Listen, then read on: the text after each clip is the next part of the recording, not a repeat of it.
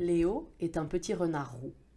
Il a de beaux yeux marrons, des oreilles pointues, une longue queue et un pelage tout ébouriffé comme de nombreux petits renards. Il adore vivre dans la forêt avec ses parents et ses frères et sœurs. Pendant la journée, il reste dans son terrier à dormir ou à jouer à la bagarre. Mais à l'approche de la nuit, leurs parents les emmènent explorer la forêt, qui se transforme alors en un véritable terrain de jeu. Course effrénée après les lapins, tentative maladroite pour retourner les hérissons et les croquer sans se faire piquer. Mais ce qu'il préfère par-dessus tout, c'est attraper les grenouilles. Léo est en effet un très bon nageur. Il adore se jeter à l'eau et voir toutes les grenouilles s'enfuir en sautant. Il n'en attrape pratiquement jamais, mais cela l'amuse beaucoup. Dès que l'aube pointe le bout de son nez, Léo et sa famille doivent se dépêcher de rentrer au terrier. Mais Léo, contrairement à ses frères et sœurs, trouve toujours une raison pour ne pas rentrer. Un jour, il s'est fait mal à la patte, une autre fois, une oreille le gratte. En fait, Léo ne sait plus quoi inventer pour réussir à admirer le lever du soleil. Il adore voir la forêt s'éveiller à l'apparition des premiers rayons. Et plus les jours passent, plus Léo éprouve le besoin de sortir pendant la journée. Tout doucement, il émerge du terrier pendant que sa famille dort et va se cacher sous un tas de feuilles pour pouvoir observer la vie dans la forêt en plein jour. Léo s'aventure chaque jour de plus en plus loin de son terrier, jusqu'au jour où il découvre un chemin. Ce chemin est emprunté par des promeneurs. Léo le renard n'avait jamais vu d'humains et il les trouva tout de suite fascinants. Ils avaient des poils uniquement sur la tête et portaient des drôles de choses pleines de couleurs que Léo n'avait jamais vues dans la forêt. Léo prit l'habitude de se cacher en bordure de ce chemin afin d'observer les promeneurs. Il ne cessait de l'étonner. Ils étaient très bruyants. Ils ne mangeaient ni souris, ni hérissons, ni grenouilles, mais sortaient leurs aliments de leur sac à dos. Certains n'utilisaient même pas leurs jambes pour marcher. Ils avançaient sur de grandes machines avec des roues.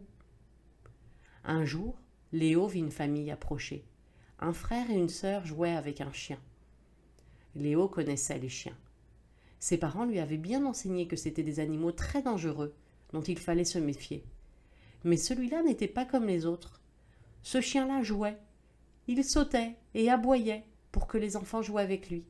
Il s'amusait à courir après un bâton et à le rattraper. Il se roulait dans les feuilles avec un plaisir évident. Ce chien-là aimait jouer tout comme lui.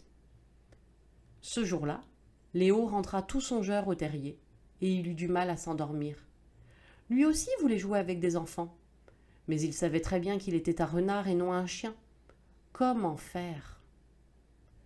Le lendemain, sa décision était prise. Il allait se montrer et demander aux enfants de jouer avec lui. Il choisit tout d'abord une famille avec un chien, mais la réaction ne fut pas du tout celle qu'il avait espérée. Le chien lui courut après en aboyant très très fort. Les enfants eurent très peur de lui et sautèrent dans les bras de leurs parents en criant « Papa, maman, ce renard veut nous attaquer !» Léo se sauva et rentra tout de suite au terrier pour se coucher bien au chaud entre les pattes de sa maman. Oh là là, quelle horrible aventure! Pendant plusieurs jours, Léo mena une vie de renard et cessa ses escapades diurnes. Mais au bout de quelques jours, il n'y tint plus et retourna près du chemin. Il décida d'aborder une famille sans chien, mais là encore, catastrophe. La maman eut tellement peur qu'elle lui lança tout ce qui lui tombait sous la main, y compris son sac à dos. Léo se sauva de nouveau bien vite en direction de son terrier. Mais cette fois-ci, il resta au soleil à réfléchir. Pourquoi ont-ils peur de moi alors que je suis si petit et eux si grands ? Pourquoi pensent-ils que je veux les attaquer alors qu'ils ne me connaissent pas ? Pourquoi se défendent-ils alors que je veux juste jouer ? Il faut que j'aille les voir plus doucement pour ne pas leur faire peur. Et dès le lendemain, Léo retourna près du chemin. Il repéra une famille qui marchait calmement en regardant la forêt pour essayer de voir des animaux et se dit que c'était bon signe. Il avança prudemment et se coucha en travers du chemin. Les enfants le repérèrent tout de suite et commencèrent à courir vers lui. Leurs parents, Sachant que ce renard n'avait pas un comportement normal, les rattrapèrent et leur demandèrent de ne plus bouger. Le papa, qui était vétérinaire, s'approcha de Léo et tout doucement le toucha.